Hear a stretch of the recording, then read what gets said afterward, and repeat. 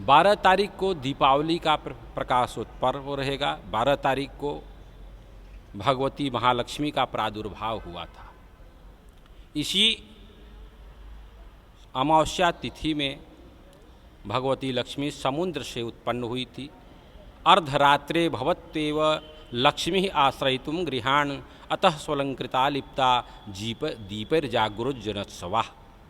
आज के ही दिन दीपावली के पावन पर्व पर ही भगवान श्री रामभद्र सरकार रावण पर विजय प्राप्त करके अयोध्या में पधारे थे।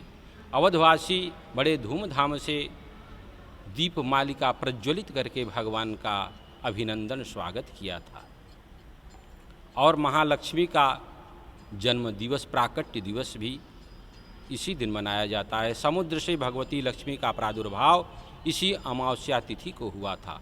तो भक्तगण बड़े ही धूमधाम से, बड़े ही श्रद्धा भाव से जो गणपति और महालक्ष्मी का पूजन करते हैं, उनके घर में ऐश्वर्याद की वृद्धि होती है, मंगल कामना होती है और माँ भगवती लक्ष्मी उनके घर में भंडार पूर्ण करती हैं। तो विशेष मुहूर्त की बात कहें तो सिंह लग्न में माँ भगवती लक्ष्मी का प्रादुर्भाव हुआ था, जो कि निशीथ काल कहा जाता है। और रात्रि को 12 बजे के उपरांत ये लग्न प्रारंभ होगा। इस लग्न में जो भगवती लक्ष्मी का पूजन करते हैं, उनके घर में माँ भगवती का विशेष निवास होता है, विशेष प्रभाव होता है। उनके घर में सदा भगवती लक्ष्मी का निवास हो जाता है। तो और वृष लग्न जो स्थिर लग्न है वो सायंकाल 5:35 से प्रारंभ होगा और 7 साढ़े 7 बजे तक रहता है। ये वृष लग्न भी बड़ा प्रभावशाली स्थिर लग्न कहते हैं। और कहते हैं कि संध्या काल में प्रदोष समय राजन कर्तव्या दीपमालिका। प्रदोष के समय दीप प्रज्वलित करके माँ भगवती लक्ष्मी का एवं गणेश जी का पूजन करना अत्यंत शुभ माना गया है।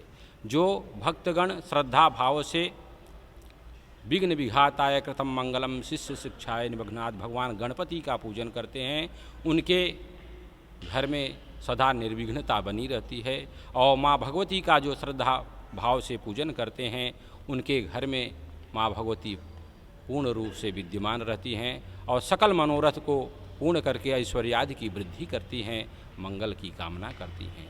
हम लोग भी श्रद्धा भाव से माँ भगवती का पूजन यहाँ करेंगे। हमारे मंदिर में भी गणेश अथर्वशीर्ष एवं विष्णु सहस्रनाम श्री सूक्त पुरुष सूक्त के द्वारा महालक्ष्मी का अर्चन वंदन किया जाएगा और ठीक 1 बजे माँ भगवती लक्ष्मी का महाआरती की जाएगी। तो श्रद्धा भाव से आप लोग आकर के इसमें सम्मिलित हो सकते हैं और पूजन एवं आरती का दर्शन करके लाभ के भागी बन सकते हैं। पूजा का विधान आपने बहुत सुंदर प्रश्न किया कि माँ भगवती का पूजन किस प्रकार से करना चाहिए। तो शुद्ध स्नान इत्यादि करके आसन पर बैठ करके पूर्वाभिमुख बैठ करके सामने चौकी में गणेश और लक्ष्मी की मूर्ति स्थापित करके दूध दही घी शर्करा मधु पंचामृत से माँ भगवती का स्नान करावें। उसके उपरांत शुद्धोदक स्नान कराने के बाद वस्त्र धारण करावें।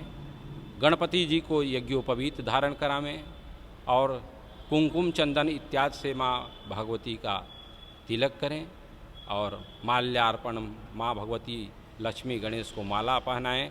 पुष्प विशेष पुष्प कमल का पुष्प है तो कमल का पुष्प अर्पण करें और नैवेद्य में माँ भगवती को गुड़ और धनिया का विशेष भोग लगाया जाता है।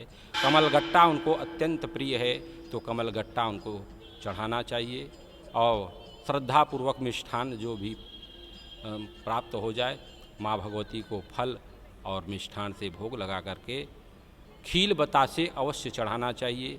और 11-21 जो भी श्रद्धा हो दीप प्रज्वलित करके माँ भगवती का सुंदर भाव से आरती करना चाहिए और स्तुति और पूजन करना चाहिए। इस प्रकार से पूजन करने से माँ भगवती सभी मनोरथों को पूर्ण करती हैं और उनके घर में ऐश्वर्यादि और मंगल कामना की वृद्धि करती है।